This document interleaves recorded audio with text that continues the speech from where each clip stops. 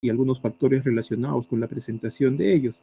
Por lo tanto, el epidemiólogo va a tener que necesitar obtener alguna información para poder hacer este tipo de estudio. Por ejemplo, la recopilación de datos. Necesariamente necesitamos los datos sobre una población que estamos nosotros destinados a hacer el estudio.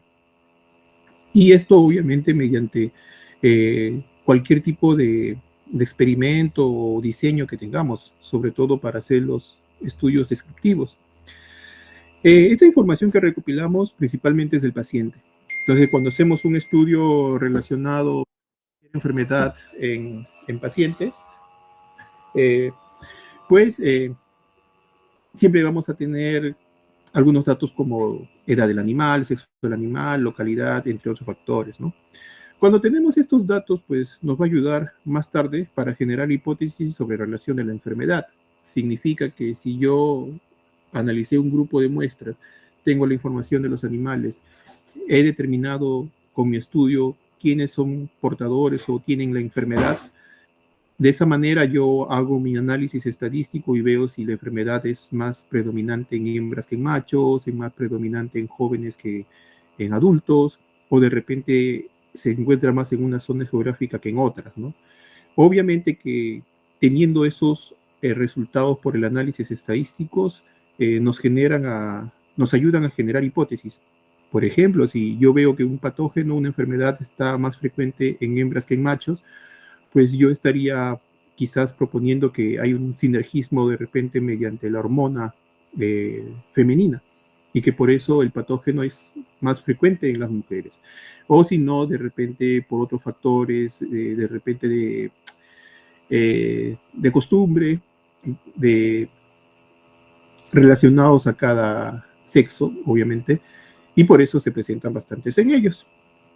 Y ya teniendo todo este tipo de factores donde que yo pude probar una hipótesis y poder haber realizado diversos estudios epidemiológicos como los analíticos, los casos controles, entre otros, pues con esto ya me va a ayudar para recomendar o implementar algunos programas y poder prevenir la enfermedad, ¿no? Si yo veo que la enfermedad, como les dije, fue mayor en hembras que en machos, ya obviamente tengo que generar yo un programa para tratar de controlar esta enfermedad en esta población afectada, ¿no? Por otra parte, la biología molecular, pues es una rama de la biología que se encarga de estudiar justamente las macromoléculas de los organismos. Cuando me refiero a macromoléculas, por más que suene un nombre o una definición quizás amplia, las macromoléculas se refieren exclusivamente al ADN, al ARN y a las proteínas. Las micromoléculas se corresponden específicamente ya a los átomos, ¿no? O a los neutrones y protones. Por eso es que existe esa diferencia en la terminología. Esta parte de la biología molecular también nos enseñan, nos ayudan o estudian, ¿no? Los mecanismos de estas macromoléculas en los seres vivos. ¿Qué función cumple? ¿Qué es lo que va a hacer cambiar en el organismo? Y justamente una de estas macromoléculas que son el ADN, que está conformado por genes, pues eso también nos explica, ¿no? Cada gen va a tener una señal que dar al organismo y esa señal se distribuye a través de la producción de proteínas y esta producción de proteínas pues va a generar alguna síntesis, algún mecanismo ya sea celular que obviamente puede ser específico para cada organismo. En este contexto, pues que estamos hablando de enfermedades infecciosas, obviamente nos vamos a referir a las macromoléculas de los microorganismos, evaluando ya sea si son animales procariotas, vamos a ver ADNs, si son virales, podemos evaluar el ARN, y cuando analizamos estas macromoléculas, pues no es necesario analizar todo el genoma del individuo, solamente podemos analizar un segmento de ellos que vienen a ser los genes o las regiones de ADN. Cuando tenemos el análisis de estos genes o regiones, pues también nos ayudan a identificar los genotipos, que genotipo significa que hay dos segmentos de ADN que son diferentes en una misma especie de organismo, ¿no? Otra cosa que también nos puede ayudar a analizar estas diferencias vienen a ser los microsatélites, ¿no? Los microsatélites también son algunos cambios que presentan en el ADN en una misma especie de individuo. Así que todo este complemento, pues, de la biología molecular, como se están dando cuenta, más se encarga de analizar al organismo, ¿no? No estamos hablando acá nada de hospedero, solamente del patógeno que, que estamos nosotros queriendo trabajar, ¿no? Por lo tanto, el complemento de estas dos disciplinas va a ser que estudiemos exclusivamente la biología del patógeno en el enfoque epidemiológico. Va a ser la sinergia de estas dos disciplinas, más que yo analizar al hospedero, voy a tratar más de analizar al patógeno y ver qué cambios ocurren en este patógeno en una población de individuos. Como generalidades, el uso de estos métodos moleculares han ayudado bastante para evaluar la propagación de las enfermedades infecciosas. Y esto, pues, lo hemos visto nosotros recientemente con la pandemia, ¿no? Ha ayudado bastante el uso de las técnicas moleculares al aspecto epidemiológico, debido a que en el tiempo pudimos encontrar diferentes variantes, porque el virus iba mutando y encontrábamos que las variantes comenzaban a aparecer en diversos lugares. Por eso era de que ya no estudiábamos con la epidemiología molecular, ya no hablábamos de la población susceptible, ¿no? O de los individuos afectados, sino más hablábamos del patógeno, decir cómo ha variado, cuánto ha variado, dónde ha aparecido el nuevo genotipo o la nueva variante, ¿no? Por eso se dice que mientras que la epidemiología tradicional se concentra en el hospedero, los métodos moleculares, o específicamente aquí la epidemiología molecular, se enfoca en el agente etiológico, en el causante de la enfermedad. Para ello, pues necesitamos estudiar los marcadores moleculares, y los marcadores moleculares viene a ser cualquier señal que nos permite estudiar un carácter, o también llamado fenotipo, o un gen, en este caso el genotipo, asociado a este organismo, el cual se detecta mediante la secuenciación, pues, del ADN, de un segmento del ADN. Estos marcadores moleculares van a ser variados y van a también ser algunos mejores que otros dependiendo el grupo de microorganismos. Hoy en día ya creo que es muy, no decir redundante, sino de repente decir como que sería muy tonto que yo me empiece a buscar qué marcador molecular voy a usar para algún patógeno, porque con los estudios que se han realizado desde la década de los años 80, pues ya se tiene bien claro cuáles son los marcadores moleculares que son bastante específicos para estos estudios epidemiológicos en una gran cantidad de microorganismos. Así que por eso podemos saber. Tenemos entonces también que darnos cuenta que existen dos tipos de ADN, sobre todo para los eucariotas. En los eucariotas tenemos el ADN cromosómico y también el ADN mitocondrial. Pero para algunos procariotas solamente vamos a tener el ADN cromosómico nuclear, no propiamente dicho, porque ellos no van a tener mitocondrias. ¿En qué caso nos ayuda uno del otro? Si recordamos, pues ustedes se acuerdan, en los organismos eucariotas se caracterizan porque va a haber siempre un dimorfismo sexual, o mejor dicho, que el origen de la vida se va a dar por la unión de los gametos, ¿no? Que sea del macho y de la hembra. Entonces tenemos a los gametos del macho y de la hembra que se van a fecundar para dar generación a una nueva vida. Y eso sucede en todos los organismos eucariotas. Y algo que sucede en estos organismos es que la mitocondria siempre se va a encontrar presente en el gameto femenino. Por eso es que la mitocondria es el único organelo que es heredable desde la madre. Todos nosotros vamos a tener el ADN mitocondrial exclusivamente de nuestra madre, no da el padre. Y cuando se juntan los gametos masculinos y femeninos, pues en la célula, el ADN nuclear es la combinación del ADN de la madre y del padre. Pero la mitocondria es única de la madre. Por eso es que ambos van a tener el mismo ADN, va a ser idéntico. Solamente vamos a ser nosotros diferentes mediante el ADN nuclear.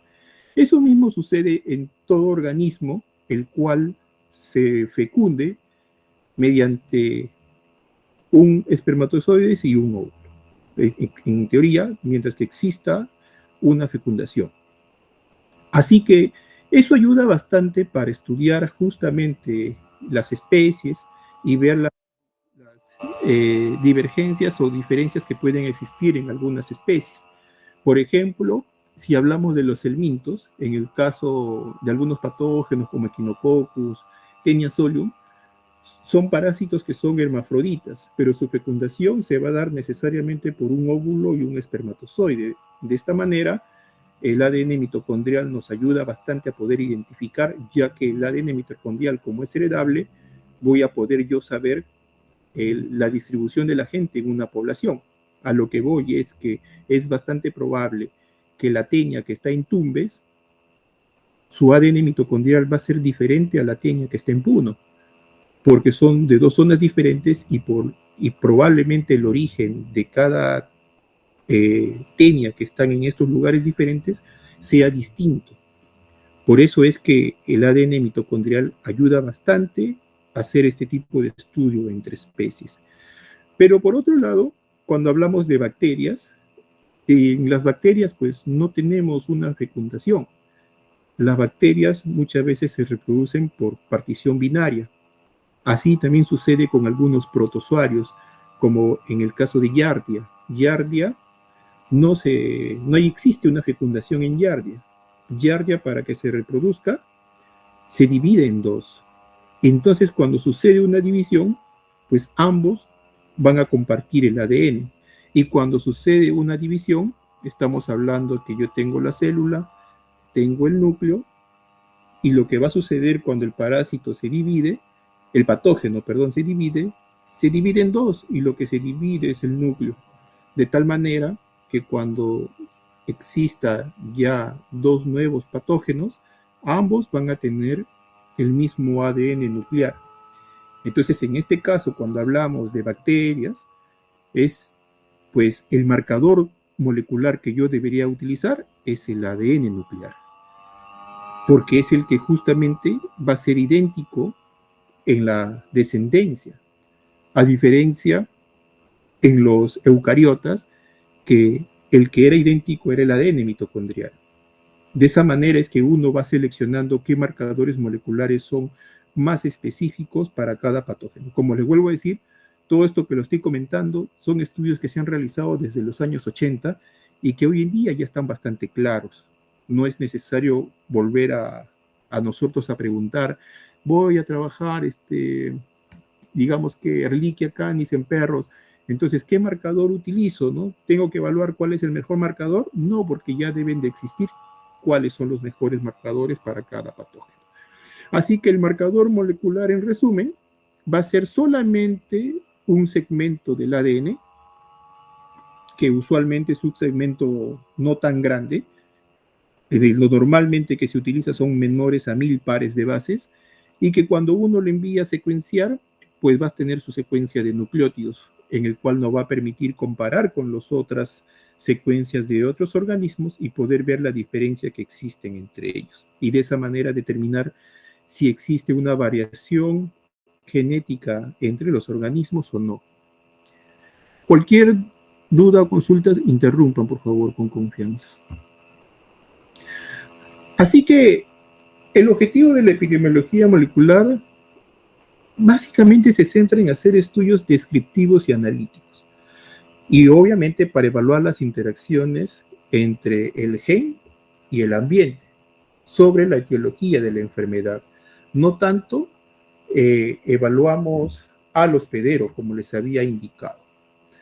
Algunos puntos que se realiza con la epidemiología molecular es uno que se evalúa los efectos o los resultados al inicio del proceso de la enfermedad.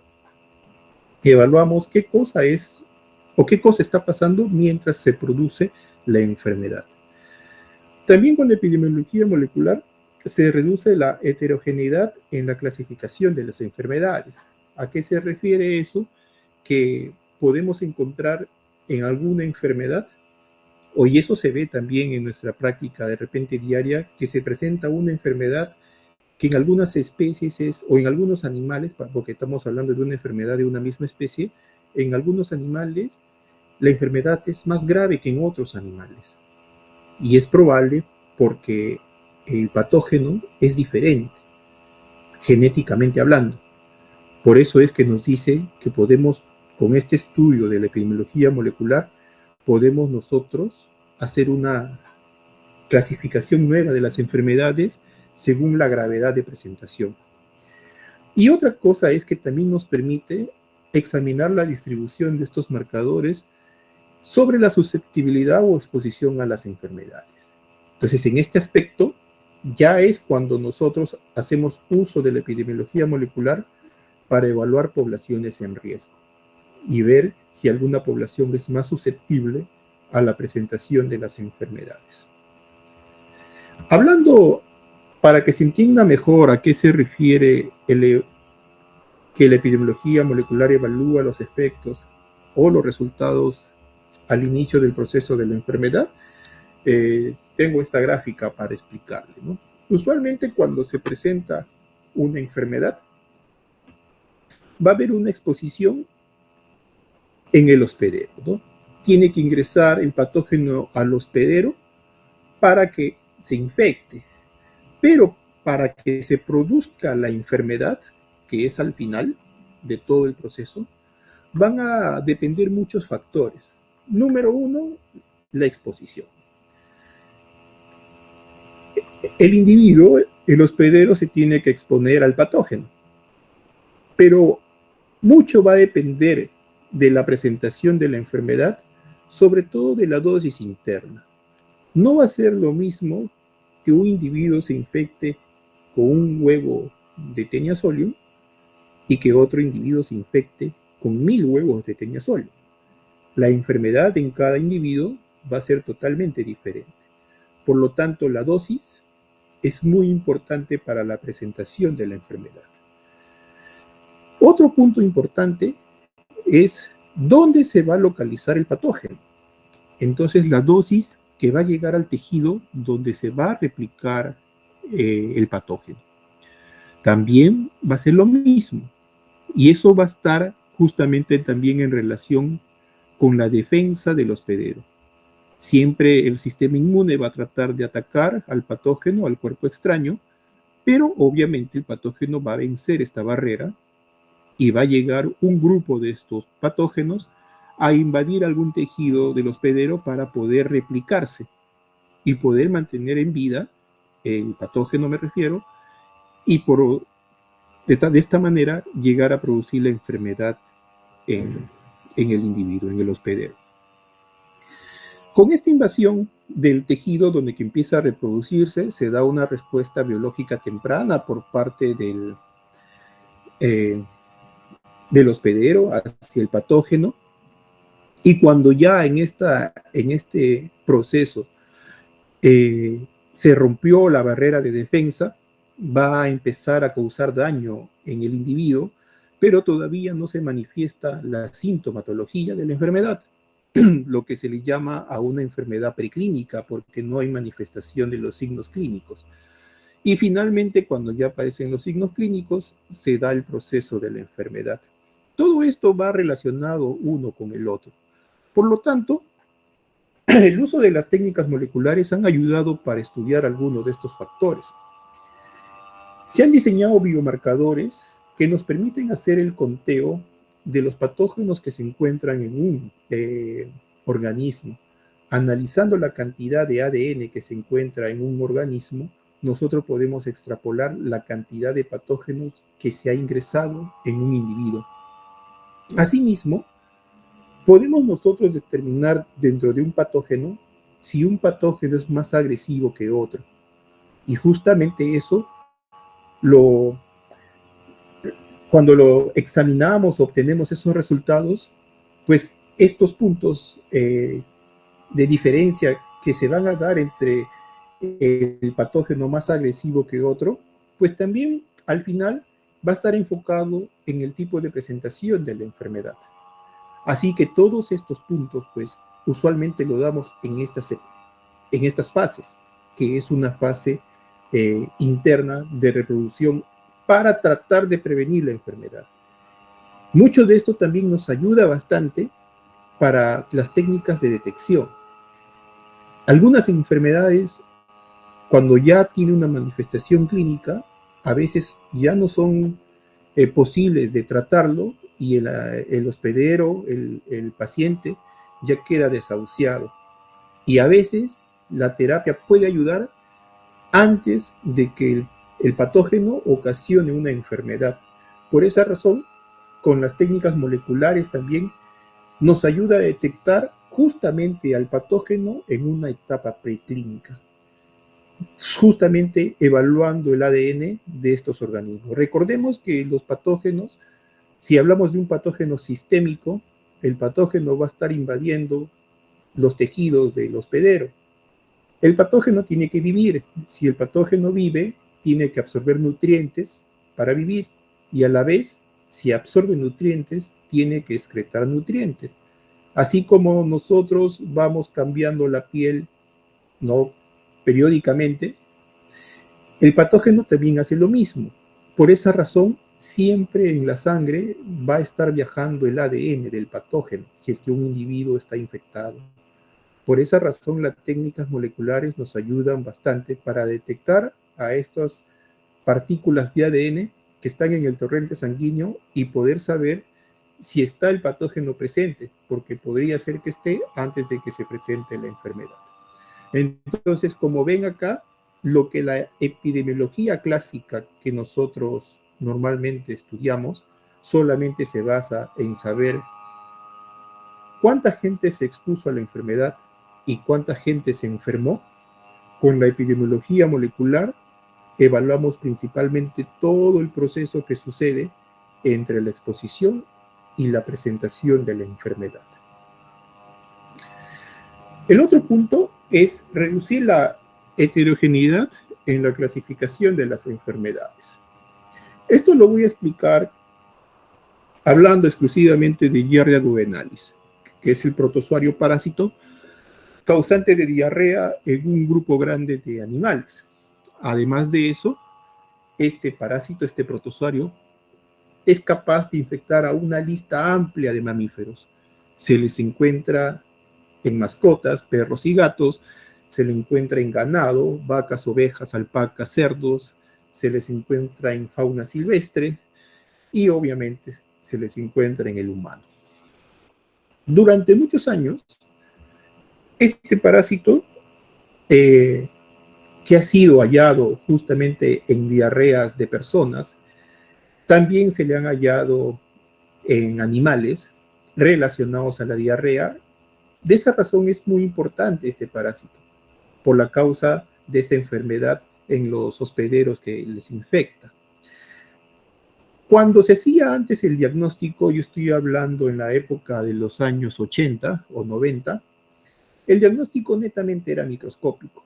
Y cuando, digamos, un niño tenía diarrea, se iba al doctor, le mandaba un examen de heces y encontraba ya sea los trofozoitos o los ooquistes, que son estos de acá, el diagnóstico pues era confirmatorio, que el niño tiene una giardiasis. Así que una de las hipótesis por que el niño tuvo una giardiasis es que probablemente la mascota lo contagió. Así que el médico siempre recomendaba que se haga un análisis de heces a las mascotas que viven con el niño.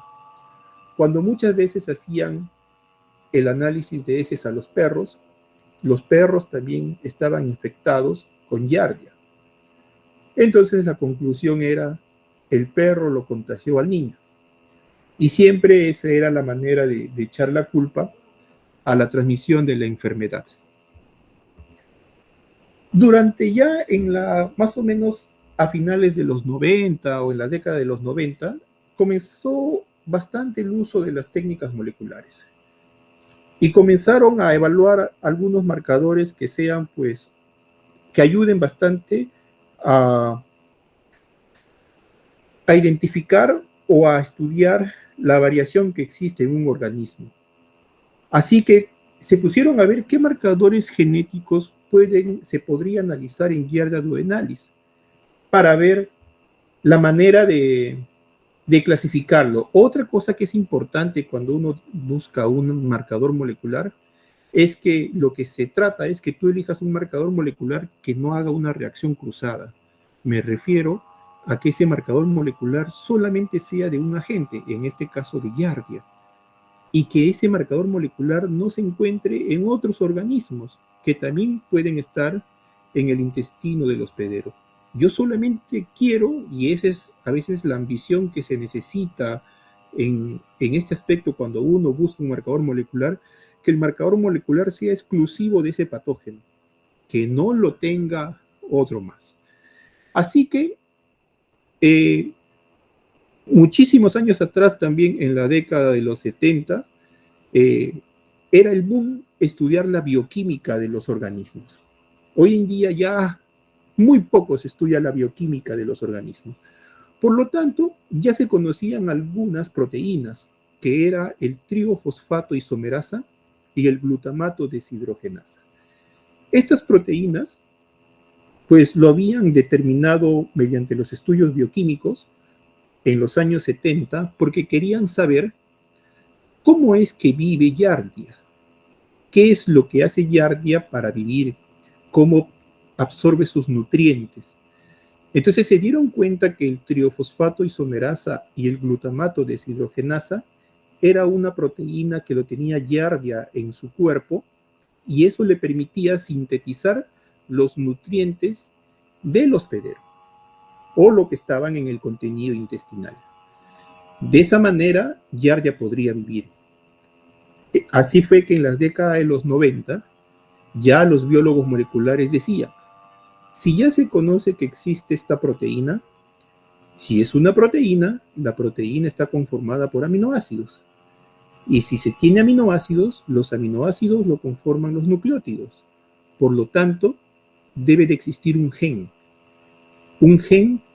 que me va a sintetizar más adelante estas proteínas.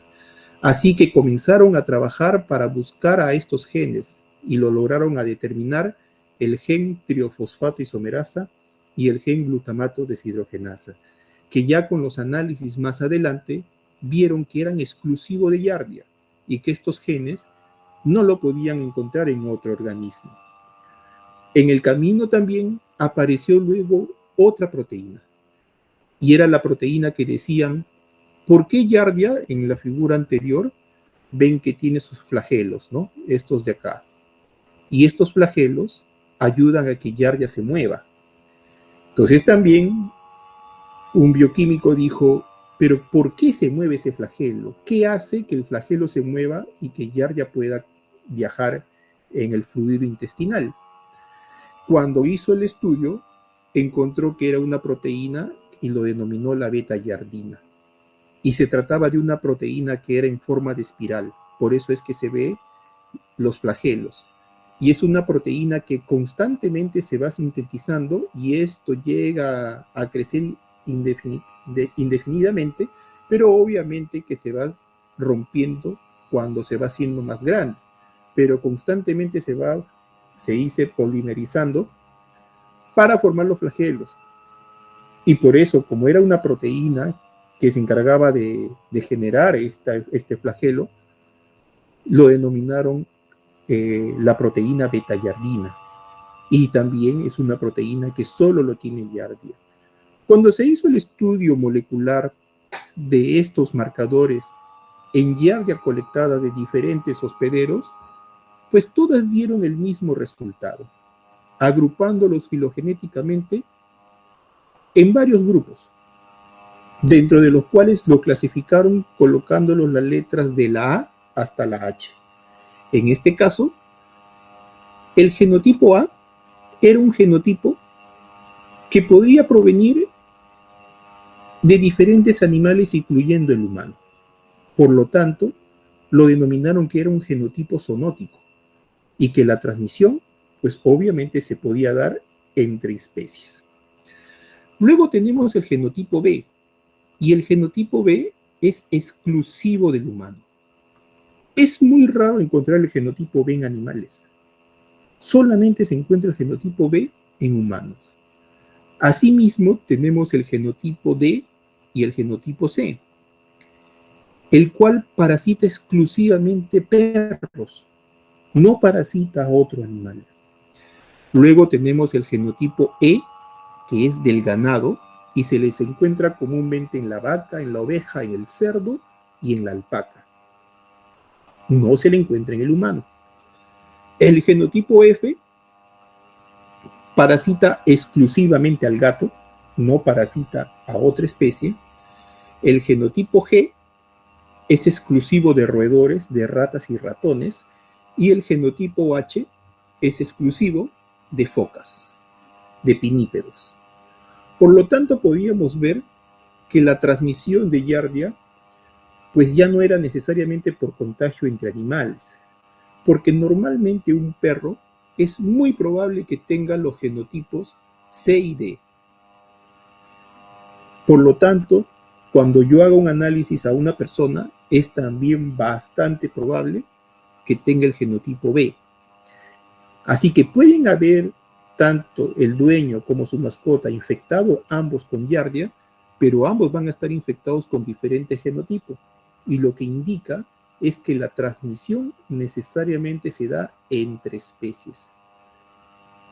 Por esa razón, antes cuando se hablaba del ciclo de vida de Giardia, que era un hospedero que tenga Giardia duodenalis, lo va a botar los oquistes por las heces, los oquistes iban a quedar en el ambiente y luego el quiste iba a ser tragado por el hospedero. Y en los hospederos se tenía una lista grande de animales indicando que la transmisión se podría dar entre especies, pero no necesariamente se daba así. Con este análisis molecular que se dio en Giardia, ya se tuvo que mejorar el ciclo de vida, porque sabemos que existe una Giardia que es exclusivo del perro y que es exclusivo del gato. Por lo tanto, el ciclo de vida solamente va a suceder o en el perro o en el gato. Lo mismo sucede en el humano, lo mismo en fauna silvestre y lo mismo en el ganado, porque las Giardias son exclusivos de cada uno de ellos.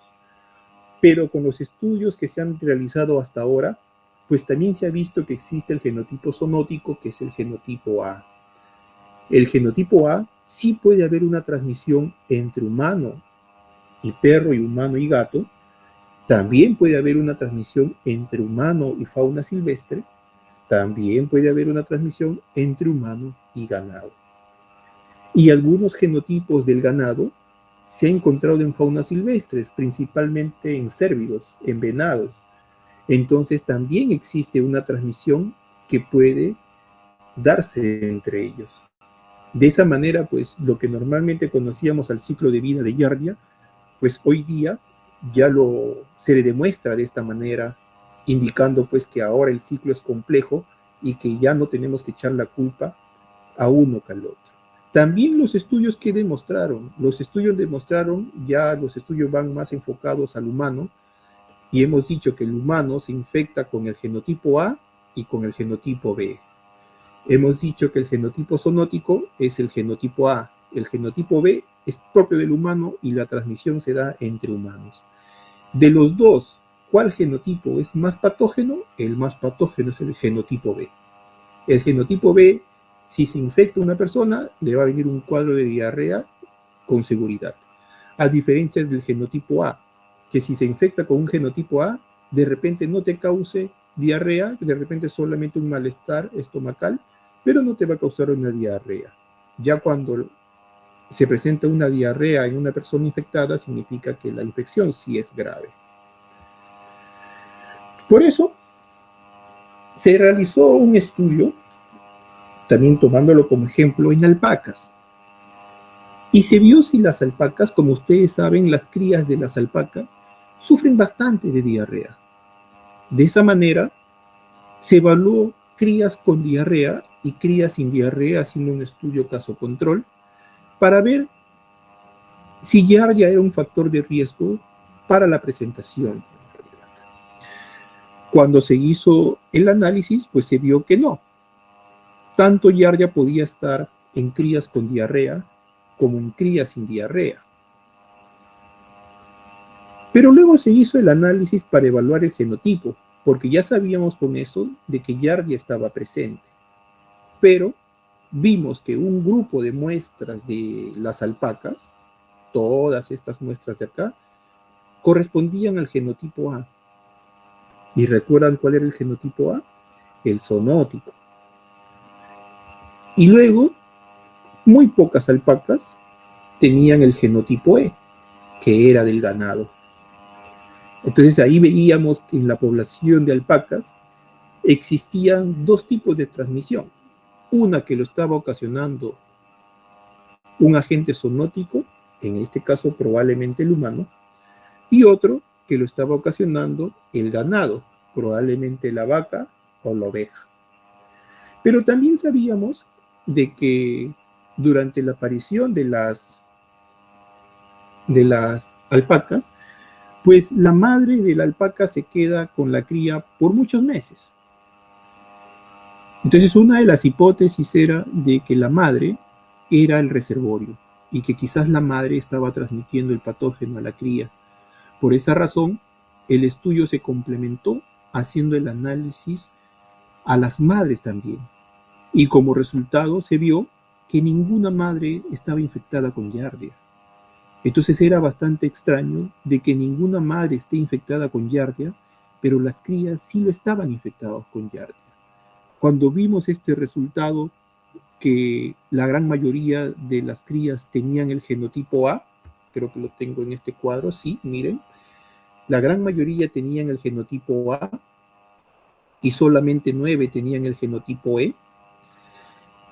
Vimos de que también esta diferencia de genotipos se daban por el departamento de donde que provenían las alpacas. En el caso del Cusco, miren, solamente una alpaca presentó el genotipo A y la gran mayoría presentó el genotipo E, lo que me indicaba que la transmisión de Giardia en Cusco era más a causa del ganado, que el ganado le estaba contagiando, y eso se veía porque la crianza de alpacas se da en conjunto con ovejas y con vacas. En Huancavelica se vio pues que la mayor cantidad era el genotipo zoonótico, el genotipo A, al igual que Puno. Y en Puno se vio que exclusivamente todas las alpacas tenían el genotipo A. Entonces también algo que nosotros nos dimos cuenta era que en época de parición, que es una época de lluvia, en enero, febrero, marzo, pues la Giardia se transmite a través del agua. Y obviamente por las lluvias era favorable la transmisión. Y otra cosa que sucedía era de que, como es una época de parición, para el pastor es muy importante que la cría de la alpaca sobreviva. Y tiene que estar pues al cuidado de los depredadores, de los zorros, de los perros, y a la vez de que se enferme de algo. Entonces, como eso es muy importante para el pastor, porque si sucede una muerte de alpaca, es muy probable que lo descuenten al pastor, el pastor se preocupa mucho y va a cuidar las alpacas con su familia. Y como es época de enero, febrero, de vacaciones, pues la familia sube con los niños. Y los niños son muy propensos a tener giardia. Algo que también que sucede en campos, si es que ustedes alguna vez han ido a ver las crianzas de las alpacas, pues en esos lugares no hay letrinas. Por lo tanto, las personas defecan en el ambiente. Y justamente estaban los niños, que son bastante propensos a tener Giardia. Y seguro, ahí es donde que se produce la contaminación ambiental, y por esa razón es que el genotipo A es más prevalente en las crías. Porque no hay otra razón de explicar, porque ya hemos hecho el estudio en las madres y las madres son negativas. Y en algunos lugares ni siquiera, como por ejemplo en Puno, no había crianza mixta con otros ganados y solamente estaba el genotipo zoonótico que lo puede tener el humano. Así que en este caso, en vez que suceda una zoonosis, estaba sucediendo una antropozoonosis, ¿no? El humano estaba contagiando la enfermedad a los animales. Por eso es que de esta manera, del mensaje que les doy, es lo que nos ayuda bastante la epidemiología molecular. Lo mismo ha sucedido con otro patógeno, Enterocitozón bienniusi. Es un patógeno que fue descubierto en los años 90 porque ocasionó una septicemia en un paciente con SIDA. Cuando lo descubrieron y que causó una septicemia en un paciente con SIDA, pues debido a que era un nuevo patógeno para el humano, empezaron a hacer numerosos estudios para ver qué animales eran el reservorio de este patógeno nuevo para el humano. Cuando empezaron a hacer los estudios, vieron pues que el patógeno causaba una enteritis, parasitaba el tubo digestivo, que no a todos ocasionaba diarrea, pero veían de que la presencia en los humanos era casi escasa.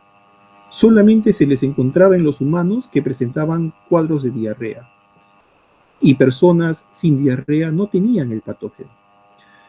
Eso también hacía suponer de que la fuente de origen era otro animal y que el humano era un hospedero accidental donde que se producía la enfermedad.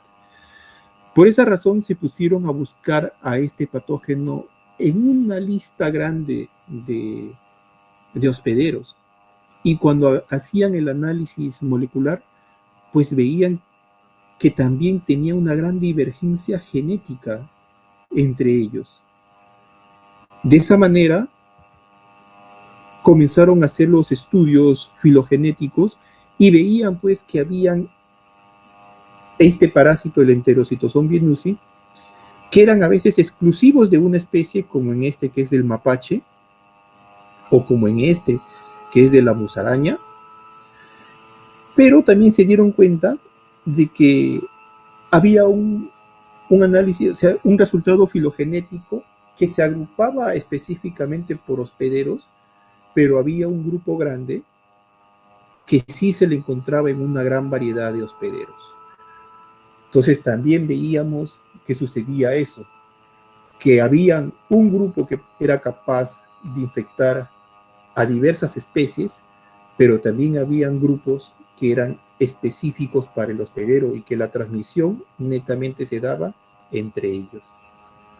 Así que cuando analizaron los marcadores moleculares de este patógeno, pues decidieron hacer una subclasificación del patógeno y lo llamaron, por ejemplo, el grupo 1. Y el grupo 1 es aquellos genotipos, todos estos de acá son los genotipos del Enterocitozón bienniusi. Cuando uno reporta un nuevo genotipo, usualmente el autor es libre de colocar el nombre al genotipo. Por eso, como ven acá, estos investigadores que sacaron los primeros genotipos decidieron colocarlo letras, como la del abecedario.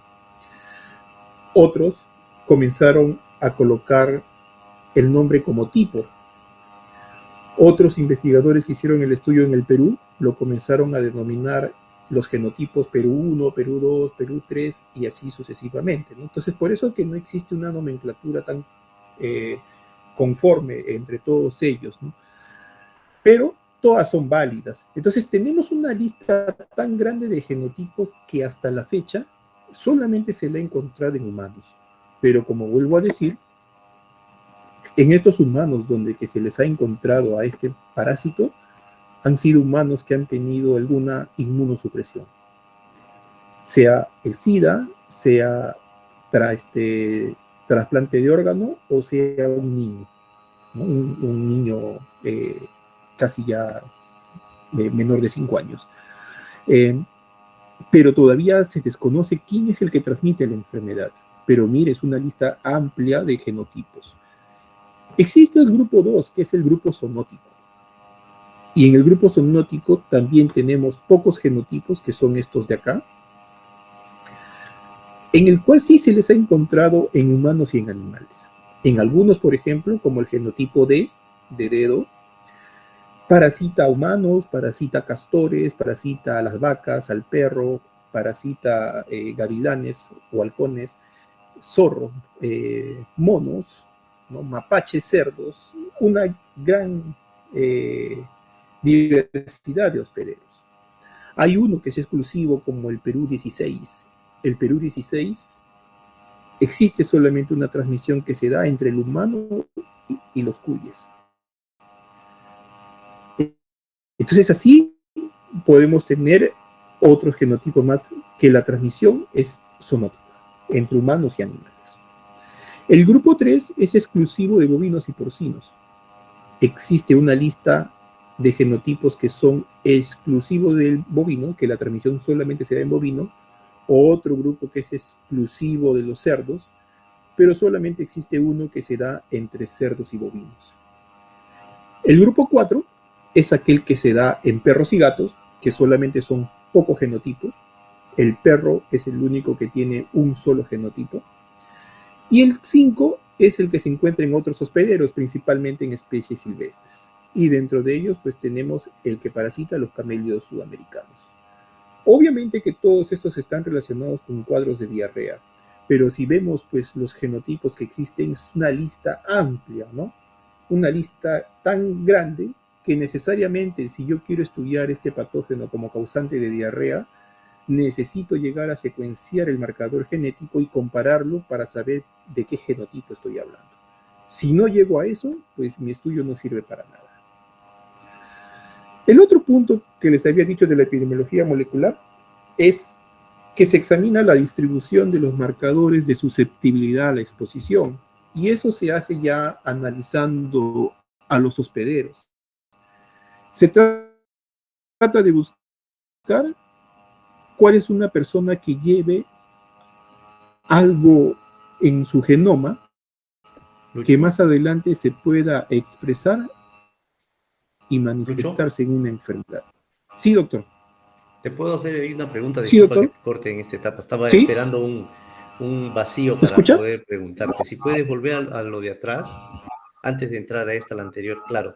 Está ahí más o menos. Yo tengo una duda, quizás no es una Ya. pregunta, no es una pregunta técnica directamente de la parte molecular de los estudios, pero hacer todos estos análisis, estas muestras, procesarlas, llegar hasta esa etapa donde diferencian los grupos, etcétera, todo lo que vienes explicando. ¿Cuánto tiempo más o menos tarda eso? Y si tienes una idea del costo o de la inversión que se tiene que hacer para llegar a todos estos análisis. Ah, muy bien, doctor.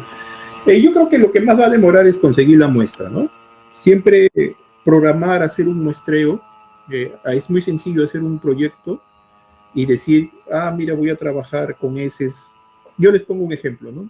Tenía una tesista que tenía mucho el interés de analizar heces de gatos y armó su proyecto, pues. Y tenía su tamaño de muestra, que creo que le tocaba como menos de 200 gatos, pero le fue muy difícil, pues, ¿no? Conseguir la muestra de los animales. A veces eso es lo que es más difícil. Pero ya teniendo la muestra, el proceso de extracción de ADN, hoy en día existen kits comerciales, o si no, uno puede hacer, lo llaman la metodología in-house, que es en casa, que uno preparando reactivos puede extraer el ADN en su laboratorio. Lo correcto, no lo correcto, lo recomendable es usar un kit de extracción. Eh, Programándose un día de trabajo con el kit de extracción, en promedio uno podría extraer entre 48 y 72 muestras al día. Entonces estamos hablando que la extracción de ADN para un estudio epidemiológico que en promedio serían más de 200 muestras o 300 muestras, pues en una semana tenemos el ADN extraído. Luego se tiene que hacer el PCR. También por condiciones de laboratorio y de los equipos que se tiene, podemos nosotros más o menos tener los resultados de 36 muestras al día, lo que también nos indica que en 2 semanas ya tenemos nuestras 300 muestras. Así que desde la extracción hasta tener el resultado de positivos y negativos, estamos hablando que son entre 3 y 4 semanas. Pero hasta ahí solamente sé que es positivo. Ya la muestra positiva la tengo que mandar a secuenciar. En el Perú es muy caro obtener una secuencia. Necesariamente tengo que hacerlo en el extranjero. La empresa que digamos, una de las empresas que cobra muy barato y que trabaja bien es Macrogen. Enviándolo a Macrogen, más es lo que demora la llegada a Macrogen. Que si yo le envío hoy día la muestra, es muy probable que en 10 días recién llegue a Macrogen. Pero Macrogen lo secuencia en 24 horas. Y en 24 horas me envía los resultados, que ya es un formato digital. Así que estamos hablando que más o menos nos va a tomar como 5 a 6 semanas ya tener los resultados finales, ¿no? Y obviamente teniendo los resultados finales, la secuencia, yo tengo que empezar a analizarlas, comparándolas con estas que les estoy mostrando en la diapositiva, ¿no? Con las referencias. Y eso nos podemos tomar de repente, dependiendo de la cantidad de las muestras positivas que tengo, 1 semana o 2 semanas más. Exagerando, pues todo el estudio relacionados a esto nos tomaría como 2 meses. No que yo diría que no es mucho para un proyecto, ¿no? Pero quizás lo crítico es el costo, porque un kit de extracción, pues en promedio está más o menos entre 5.000 y 6.000 soles para unas 250 muestras, ¿no? Si vamos a hacer un estudio, pongamos que sea con 250 muestras, entonces ya estoy necesitando unos 6.000 soles para solamente la extracción de ADN. Luego tengo que hacer el PCR. Para el PCR necesito la muestra, la mezcla maestra, que es el master mix, los primers, que para las 250 muestras yo diría que vamos a gastar en promedio entre 3.000 y 4.000 soles, incluyendo material de plástico, tubos, tips, ¿no? Y las secuencias nos cuesta $12 la muestra. Entonces imaginemos que nuestra prevalencia sea 10%, de 250 muestras voy a tener 25 muestras positivas, lo que sería más o menos unos $300 aproximadamente de secuenciación, ¿no? Y todo eso, pues, obviamente que nuestro presupuesto va a superar los 10.000 soles, ¿no? Para hacer todo esto. Y eso que no estoy incluyendo el gasto de los equipos, ¿no? El tiempo de cada uno, todas esas cosas, ¿no? Obviamente que es accesible, ¿no? Por eso es que existen estos estudios y para hacer estos tipos de estudios pues necesitamos financiamiento, ¿no? Necesitamos postular a proyectos para poder obtener esto. No se ve bien que uno diga, lo voy a hacer de mi plata, yo voy a sacar de mis ahorros y voy a gastar para hacer esto como mi tesis. No, porque es un presupuesto muy alto y lo correcto sería buscar un fondo externo, ¿no? Ok, muchísimas gracias, Lucho. Es muy, muy detallado y justo la pregunta era un poco por ese tema, porque de repente, aprovechando tu clase, conociendo de epidemiología, si alguno está intentando construir un proyecto de investigación en donde piensa aplicar técnicas moleculares para hacer algún trabajo X, tiene que tener más o menos esa idea de tiempos y de costos, ¿no? Ahora, para mí, desde el punto de vista epidemiológico, conseguir toda esta información con los ejemplos que presenta el doctor Gómez sobrepasa en grande la inversión que uno hace, porque nos da una información importantísima sobre el agente. Gracias, Lucho. Creo que había una mano por ahí.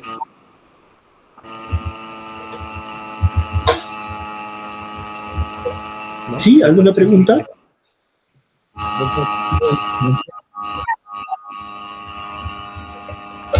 Hola, ¿me escucha, doctor?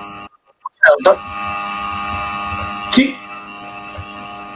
Tengo una duda. Si en el caso está usando tubos moleculares a buscar, ya sea un gen como tal, usted nombró hace un momento prevalencia.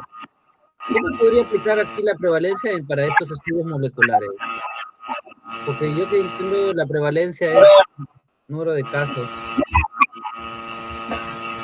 Sí, es muy buena tu pregunta, ¿no?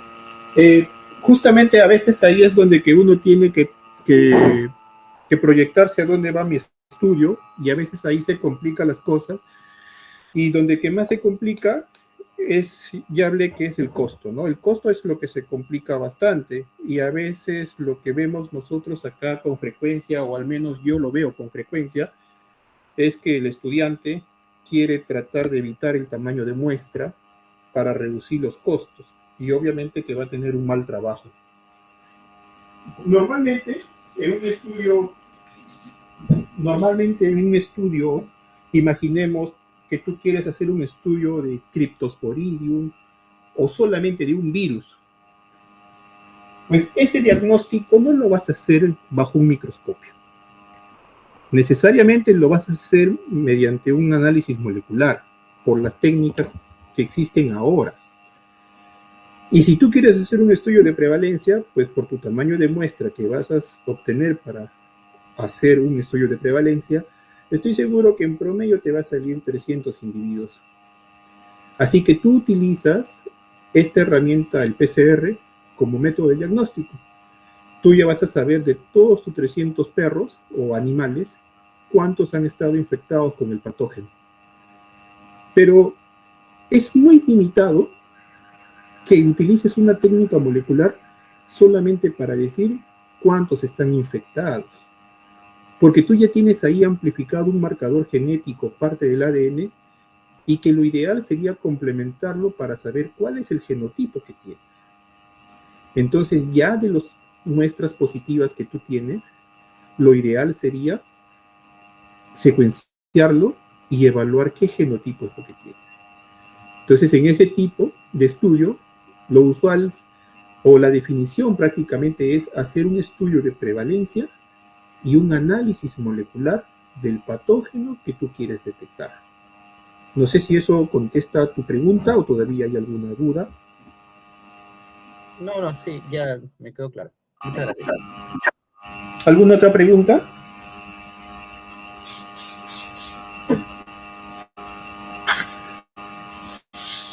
No creo, ¿no?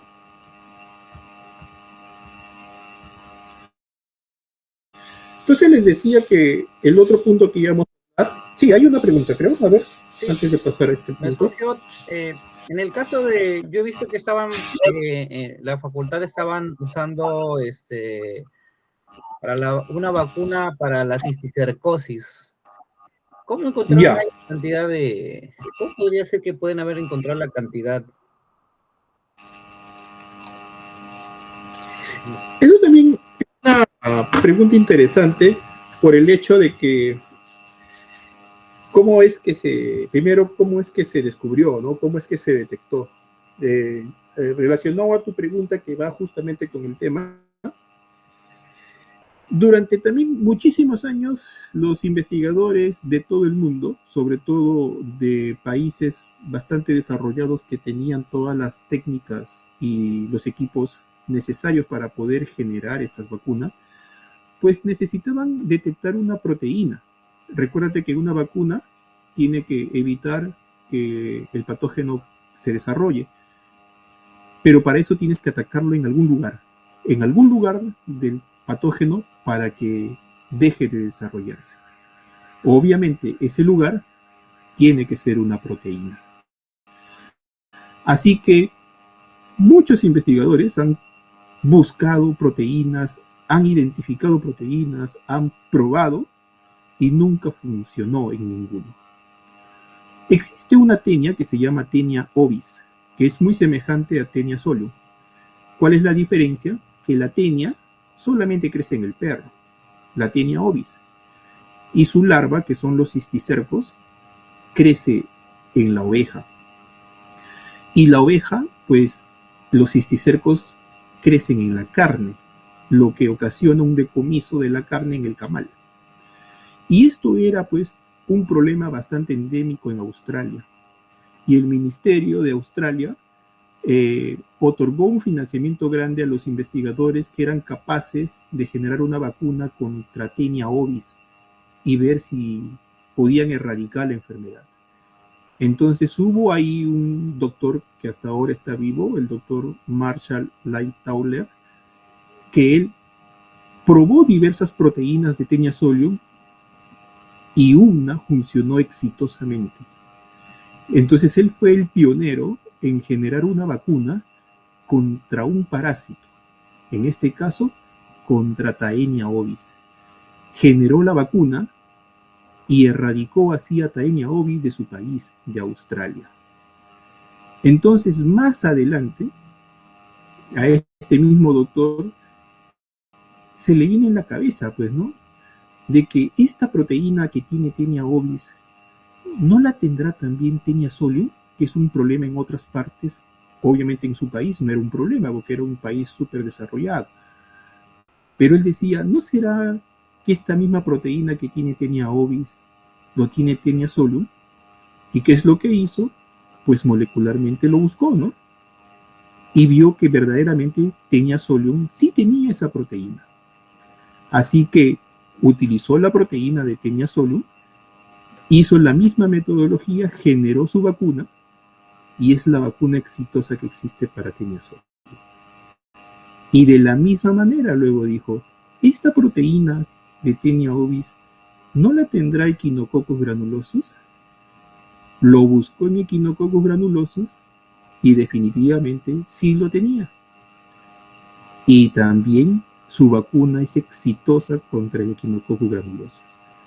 Entonces mira cómo es, primero no va a ser tan fácil detectar una vacuna, porque estoy seguro que deben existir detrás de esta vacuna por lo menos 1000 candidatas o un montón que no han sido exitosas, pero ya teniendo una exitosa, ya es más fácil encontrar el resto. Porque deben haber, a eso se lo llaman los genes homólogos. Entonces, genes homólogos que lo que tú esperas que como los parásitos son muy semejantes, ese gen esté igual en todos ellos. Así que sí, ¿no? De esa manera es lo que nosotros podemos identificar, ¿no? a estos genes que pueden ser utilizados como candidatos vacunales. ¿Todo bien? ¿Alguna otra pregunta?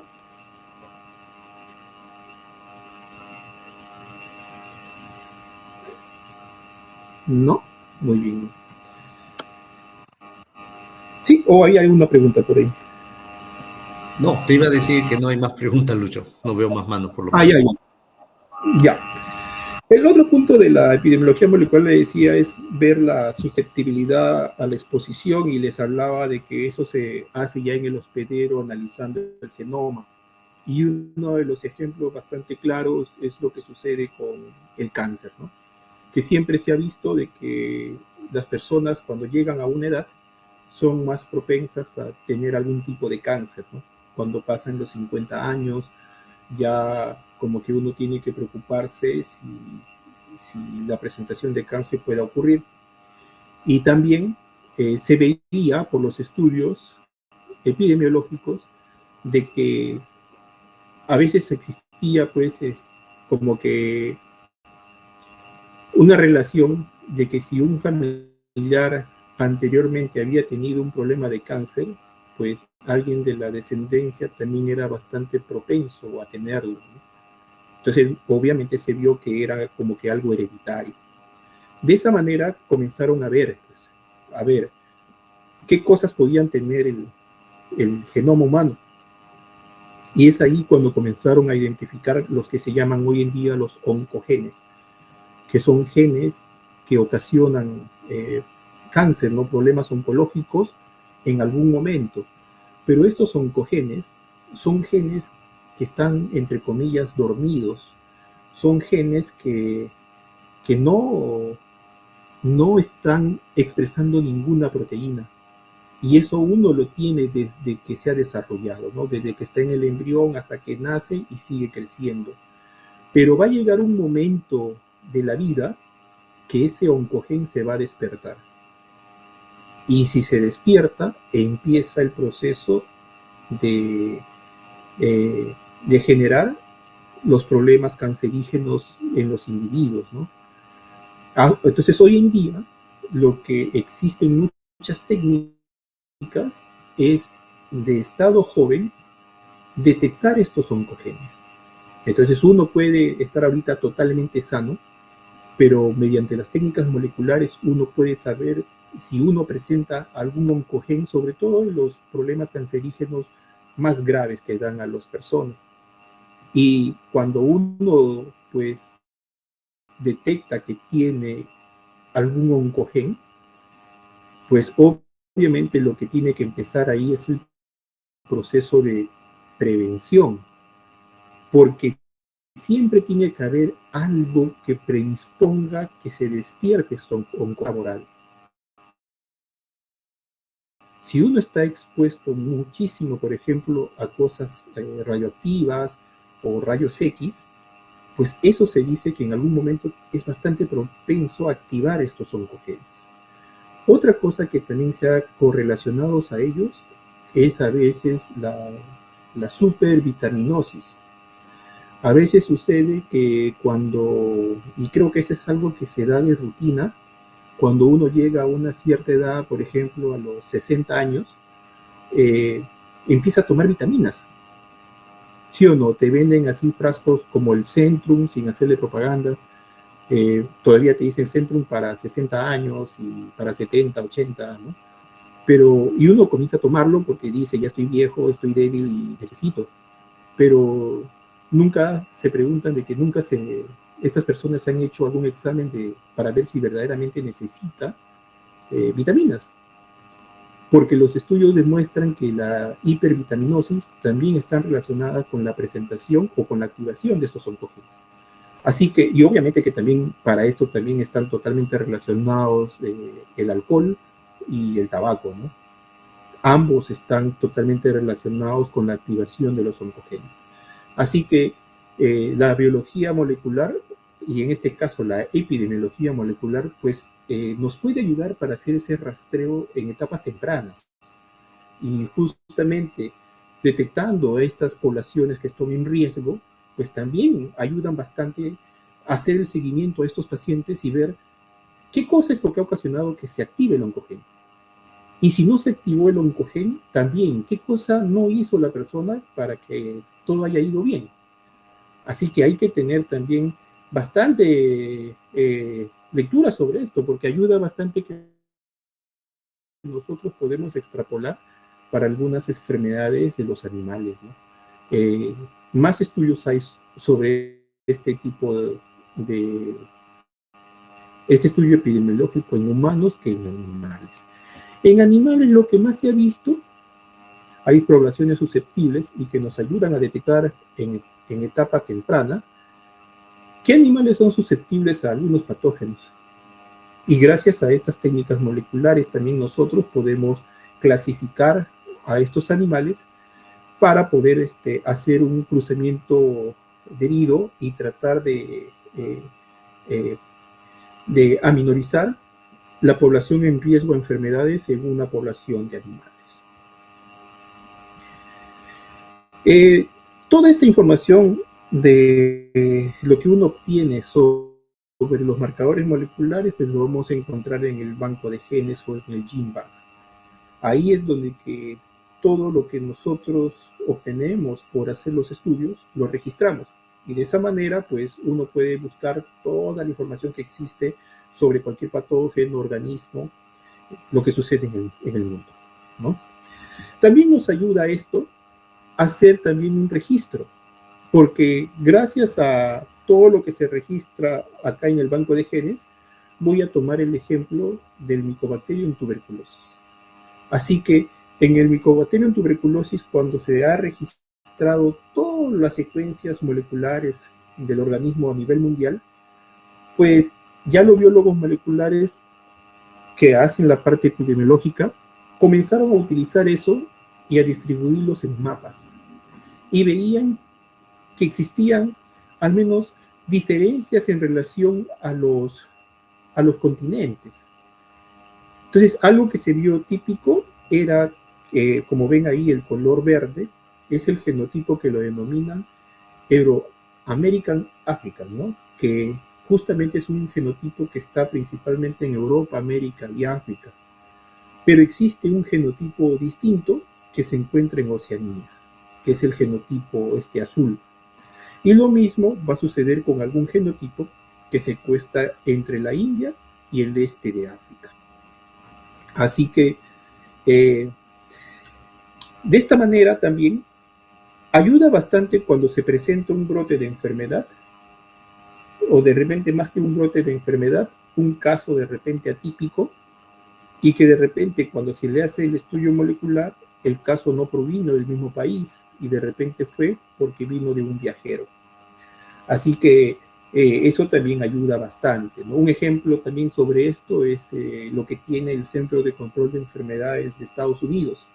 Ellos tienen un banco de genes relacionados al anthrax y lo tienen de todos los países del mundo.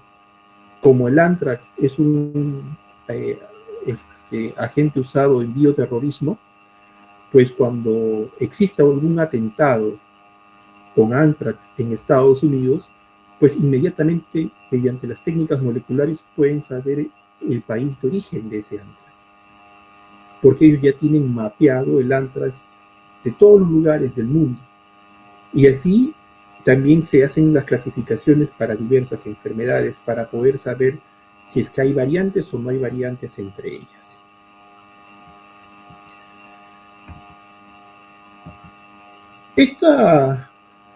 Esta parte, ¿no?, que es, como dice acá, la forma en que las herramientas moleculares hacen que la epidemiología avance, es porque directamente va a medir la exposición y los resultados, ¿no? Necesariamente podemos detectar nosotros al patógeno en cualquier punto de la enfermedad sin necesidad que se manifieste todavía ella, ¿no? Y eso sobre todo nos ayuda en algunas enfermedades que son muy rápidas, ¿no? El ejemplo clásico es el ébola, ¿no? El ébola, la persona se infecta y en 5 días la persona ya se muere. Así que ahí la detección tiene que ser muy rápida en las enfermedades que son así de periodo corto, ¿no? Otra cosa, como les dije con el ejemplo del anthrax, es que identifica los orígenes de la enfermedad, de dónde proviene. O también por el estudio filogenético, si aparece una enfermedad nueva, también podemos saber de dónde salió. En los últimos años, las enfermedades nuevas que están apareciendo en los humanos, todas provienen de los animales.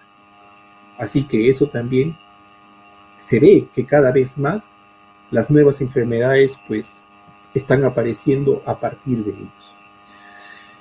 Nos ayudan bastante a caracterizar los agentes infecciosos para saber pues exactamente si alguno es más agresivo que otro. A la vez, esta caracterización también nos van a ayudar a entender mejor la comprensión de la patogénesis, por qué uno es más agresivo que otro, ¿no? Y también sobre su transmisión, cómo es lo que está ocurriendo.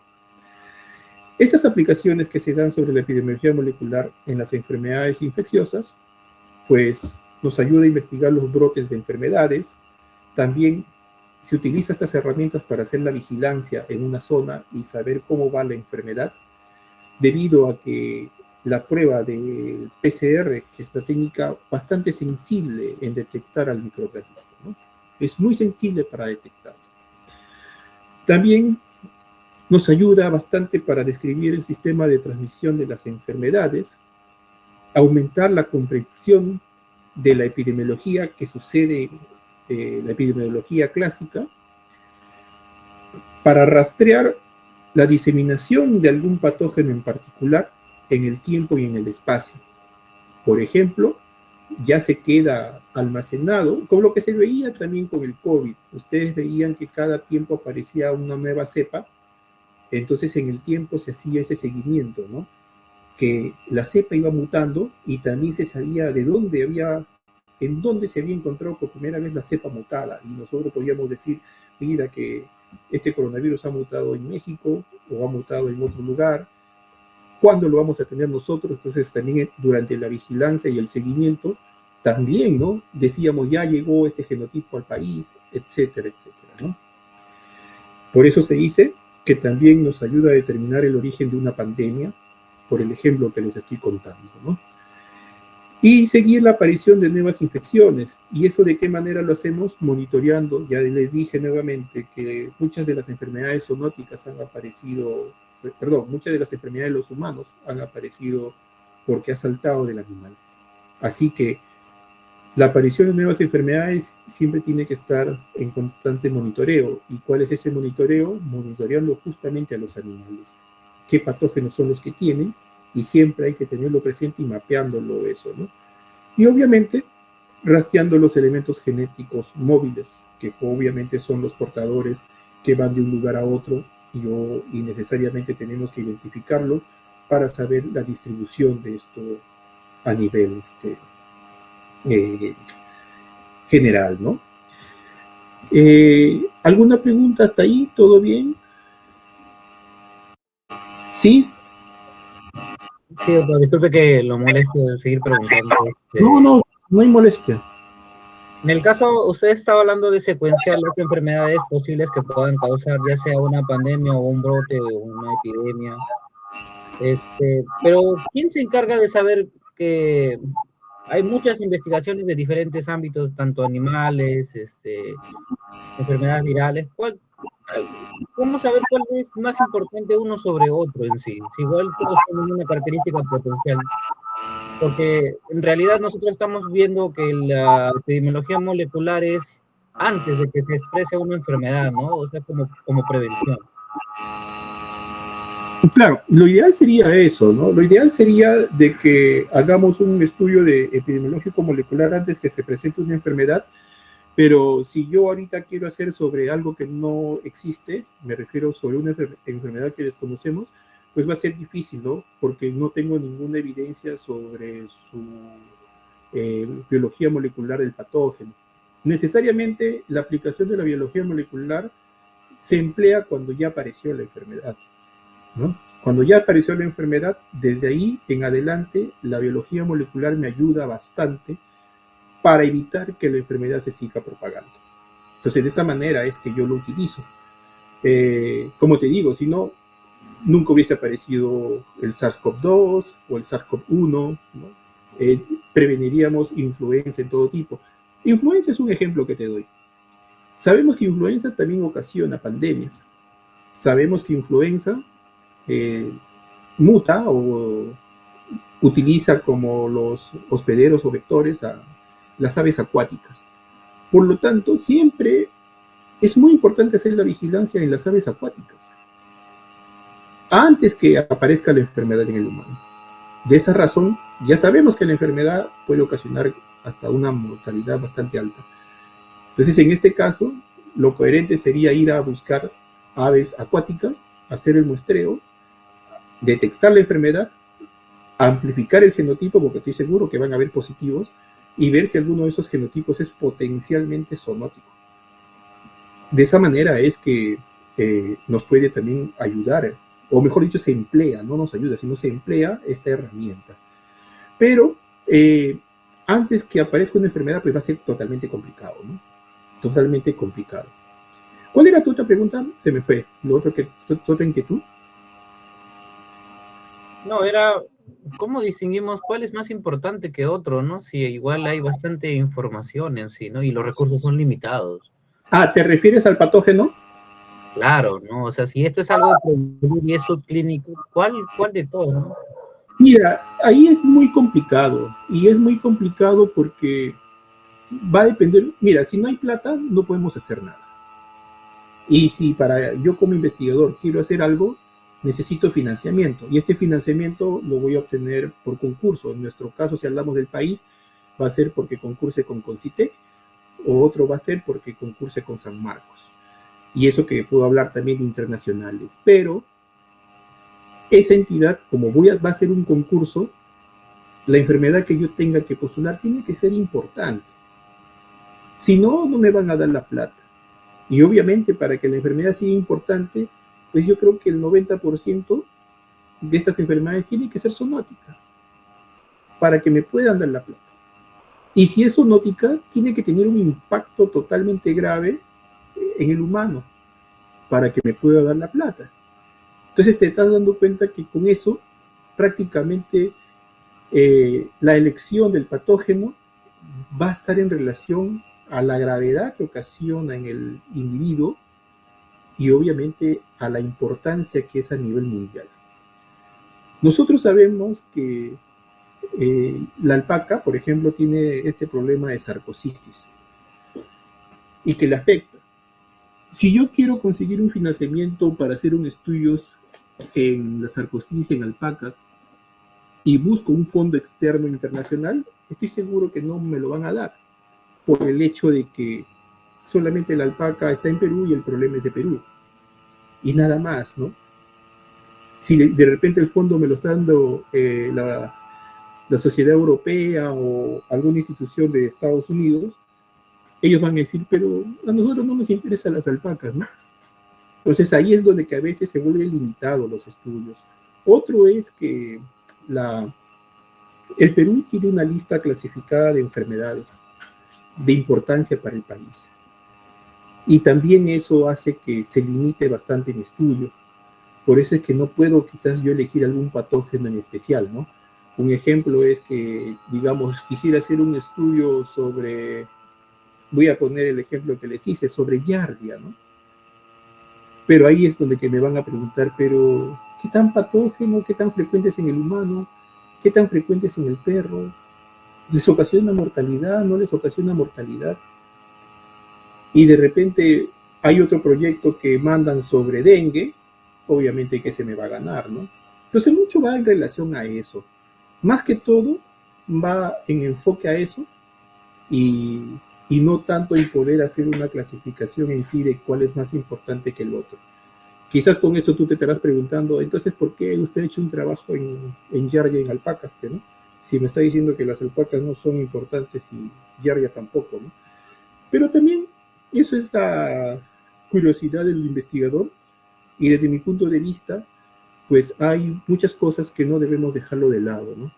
Y debemos de siempre tratar de realizar algún estudio, algún conocimiento, y gracias a los proyectos que uno tiene, puede quedar un conchito para realizar algunos otros estudios donde que va a dar algún aporte importante, ¿no? Como en el caso que te comento, esto de Giardia en alpacas, ¿no? Así que de esta manera también uno puede seguir avanzando.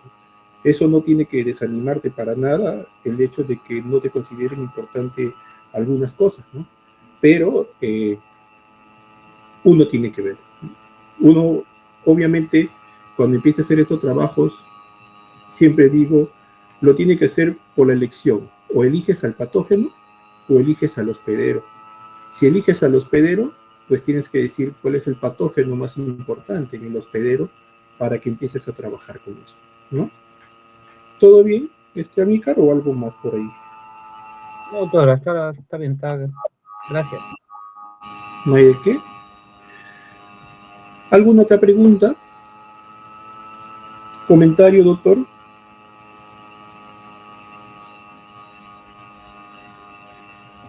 No, Luchito, me parece importante que al menos Amílcar esté interesado en este tipo de estudios. Solo hacer hincapié en eso, ¿no? Lo que un poco te preguntaba antes, el tema de tener una buena idea de investigación donde se aplique las dos herramientas de epidemiología y biología molecular,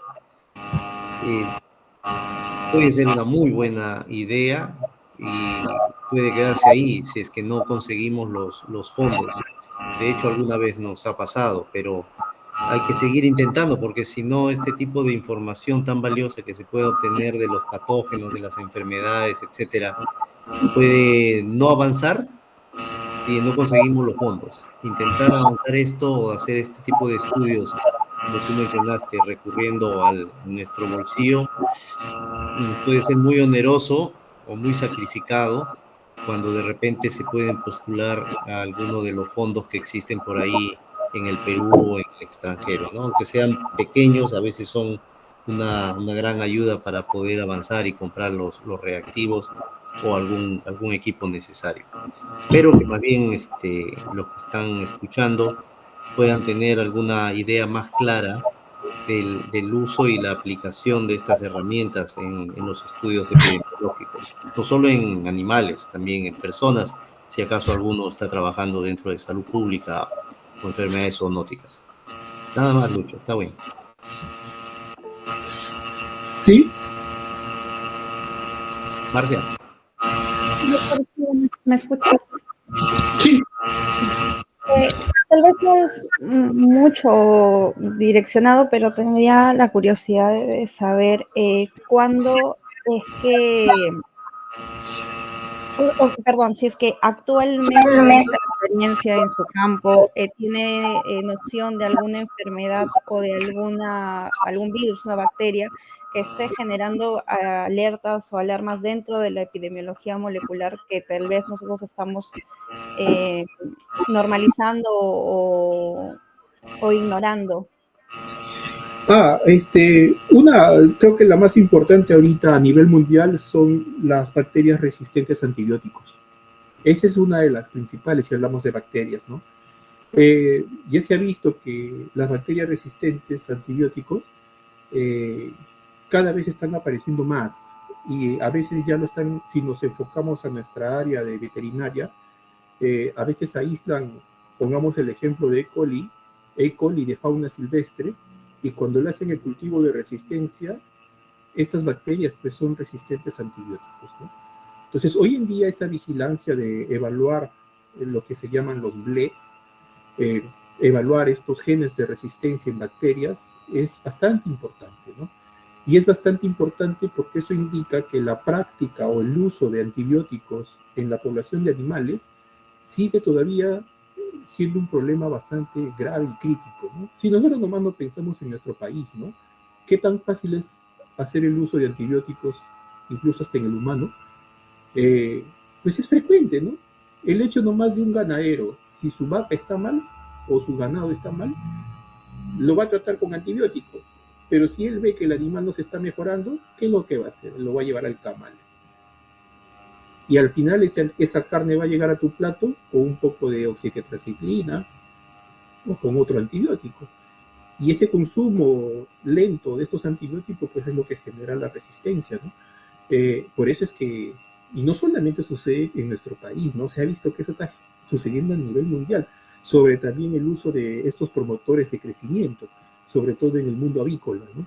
Que siempre van a tratar de dar, para evitar que el animal, como una acción de prevención, utilizan el uso de antibiótico en la dieta, para que el animal obviamente no se enferme, ¿no? Y cuando esto ya es uso totalmente abismal, ahí va a haber contaminación obviamente del ambiente y necesariamente pues van a aparecer estas bacterias resistentes. En eso es lo que ahorita es lo que se trabaja bastante con epidemiología molecular. Otra donde que se da bastante el estudio de epidemiología molecular son los microorganismos en general. Prácticamente, si yo quiero trabajar alguna bacteria, necesariamente tengo que entrar al mundo de la epidemiología molecular para evaluar justamente el posible origen de este patógeno, ¿no? Porque en organismos grandes, a veces la morfología nos ayuda, pero en organismos microscópicos que de repente solamente lo voy a ver a manera de un puntito en el microscopio, pues no me va a dar algún alcance más. Y sí necesito el uso de la epidemiología molecular, ¿no? Un ejemplo clásico es la sarna, ¿no? La sarna por Sarcoptes scabiei. En la fauna silvestre, a nivel mundial, esta sarna se ha vuelto muy agresiva y está atacando a diversas poblaciones de fauna silvestre, ¿no? Recientemente, bueno, nosotros lo tenemos con la vicuña más de una década y el problema continúa. Y obviamente causa una mortandad grande en los animales, pero también se está viendo recientemente que está afectando marsupiales de Australia. Y la pregunta es, ¿por qué está apareciendo esta enfermedad en ellos si nunca se ha manifestado, ¿no? Y ahí es donde que se comenzó a hacer los estudios de epidemiología molecular para ver quién es el transmisor de la enfermedad. Eso yo lo hice particularmente con la vicuña. La vicuña lo tenía y comenzaban las hipótesis. ¿Quién contagió a la vicuña? ¿Lo ha contagiado la oveja? ¿Lo ha contagiado la vaca? ¿O lo ha contagiado el perro, ¿no? Así que cuando realizamos nosotros aquí un estudio para ver cuál era el origen de esta sarna en vicuñas, pues nos dimos cuenta que era una sarna propia de la vicuña. Entonces lo que no ha sucedido es que la han contagiado a la vicuña, sino que algo ha cambiado en la vicuña que la sarna se ha propagado en esto. Y para que una sarna se propague, siempre tiene que haber algo de inmunosupresión. Entonces la nueva hipótesis que se tiene ahora es que debido que en las zonas donde que se encuentran las vicuñas, que son áreas protegidas, pues para evitar que salga del área protegida y la gente lo capture a la vicuña para matarla y sacarle la fibra, lo que hacen son cercos perimétricos. Por lo tanto, la población aumenta, pero el alimento sigue siendo el mismo. Por lo tanto, el alimento disminuye para la población y eso es lo que quizás esté causando una inmunosupresión en el animal y lo que está manifestándose ahorita es la sarna. Esa es la hipótesis que se tiene ahorita, porque lo que se pensaba antes de que la sarna fue contagiada por algún animal, pues ya por la técnica de la epidemiología molecular se ha demostrado de que no es así, ¿no? Y más aún, en los últimos años han aparecido casos, bueno, hasta la fecha solamente tenemos 2 casos de sarna severa en zorros andinos, que también nunca se había visto. Y cuando se hace el análisis molecular, una sarna del zorro, o sea, mejor dicho, un zorro tenía la sarna proveniente de la vicuña. Y que eso es también porque ambos habitan en el mismo ambiente. Y el otro zorro tenía la sarna proveniente del perro.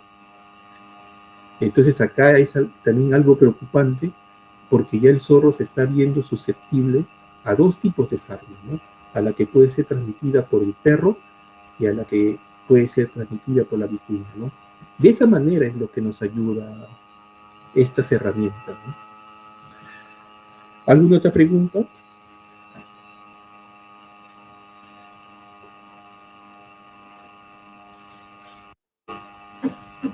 ¿Sí? Doctor Gómez, buenas noches. Sí, sí, ¿qué tal? Una pregunta un poco relacionada a lo que usted estaba hablando respecto a la resistencia bueno, en este caso, antibióticos.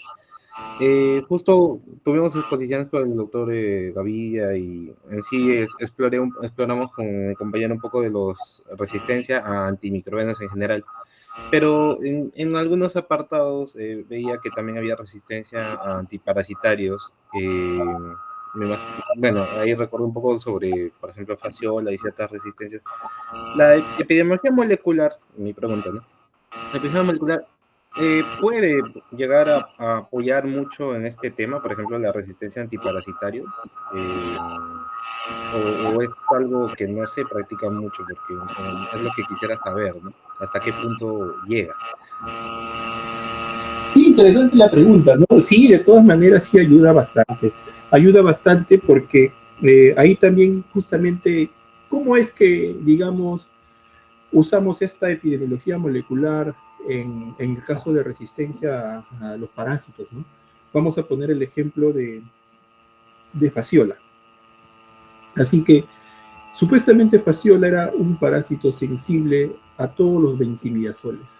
Dentro de ellos, el mejor era el triclavendazol. Entonces, para poder yo hacer un estudio de epidemiología molecular, tenía que saber qué marcador genético tengo que estudiar yo en la fasciola, ¿no? Y para eso, pues obviamente, primero tenía que saber por qué ahora el triclavendazol no le mata a la fasciola. Así que tenía que volver a los papiros que se han hecho en los años 80, 70. Entonces los benzimidazoles tienen estas drogas cuando llegan al parásito, la droga se une a una proteína que se llama la beta-tubulina. Y la beta-tubulina es una proteína que lo tienen todos los helmintos, en este caso Fasciola, en el tegumento, y le ayuda justamente a sintetizar la energía. Es como si fuera su pulmón de la Fasciola. Entonces, cuando llegaba el triclavendazol y se unía a estas tubulinas, ya no se sintetizaba. Y obviamente el parásito se moría por inanición. Y de esa manera se daba la muerte del parásito y se iba. Entonces, cuando comenzó a aparecer este boom de que existe la resistencia de Fasciola al triclavendazol, lo primero que se dijo es, entonces el triclavendazol ya no se está pegando a la beta-tubulina.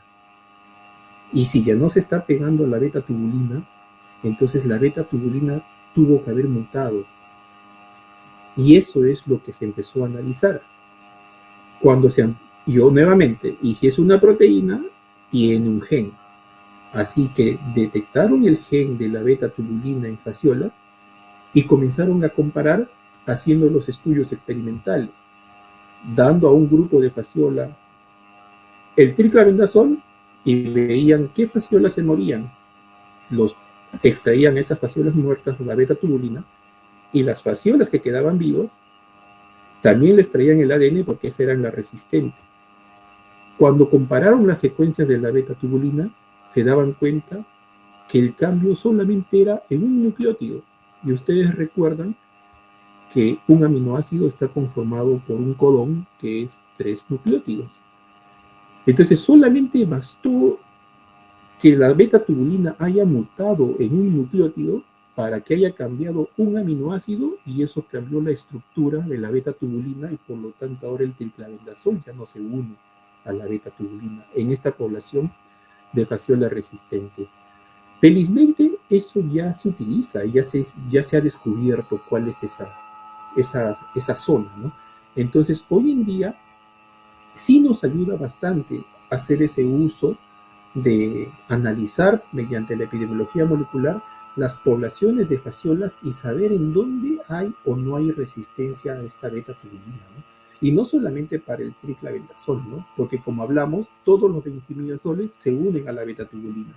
Así que si yo encuentro una beta-tubulina ya modificada o mutada, estoy totalmente seguro que estoy hablando de una fasciola resistente, ¿no? Obviamente, ¿cuáles son las limitantes del estudio? En que normalmente la extracción de ADN se hace de cada fasciola y por lo tanto para que tú hagas eso necesariamente tendrías que tener al animal muerto, ¿no? Porque si tú haces de un análisis de heces, en el análisis de heces vas a tener los huevos de muchas fasciolas y cuando hagas la extracción vas a tener el ADN de muchas fasciolas.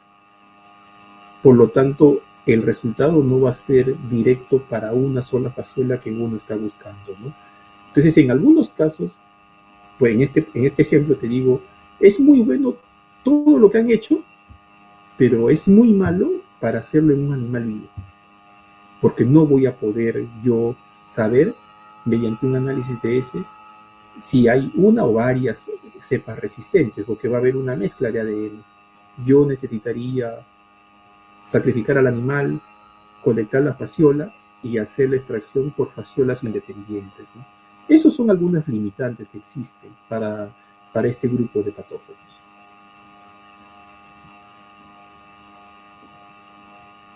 Interesante, Doc. Muchas gracias. ¿Alguna otra duda, pregunta, consulta?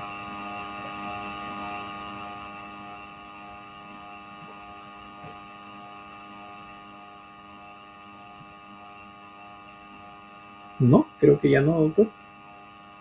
Parece que no. ¿Ahí terminas, Lucho? Sí. Ah, ok. Ahí, Parece que no hay más preguntas. No sé si alguien quiere agregar algo.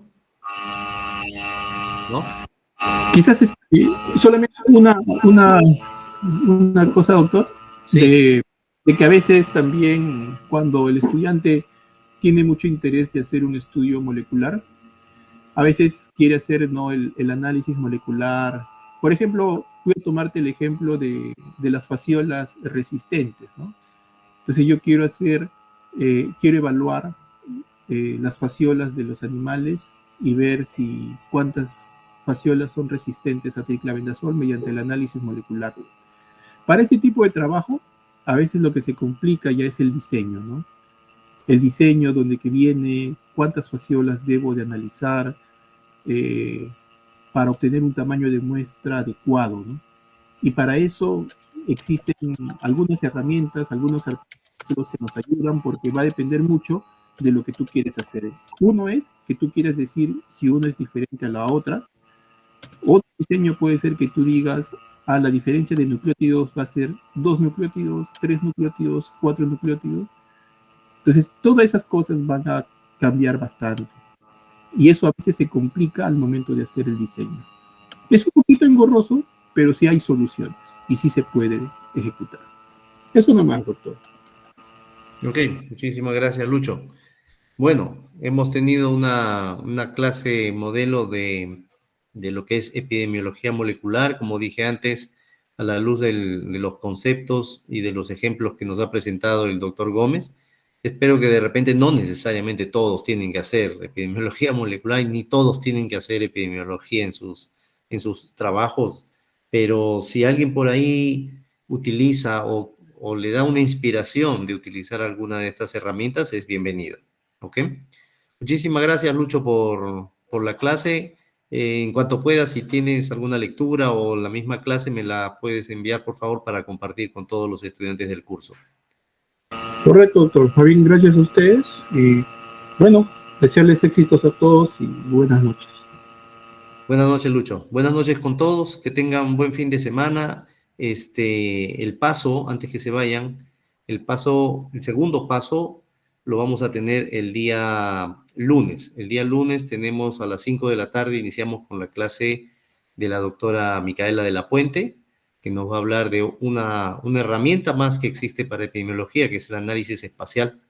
Es un bosquejo, en realidad, una introducción de esa poderosa herramienta que se utiliza ahora en epidemiología.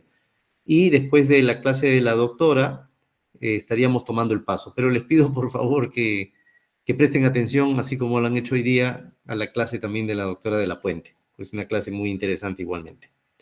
Bueno, buenas noches, buen fin de semana. Nos comunicamos el día lunes.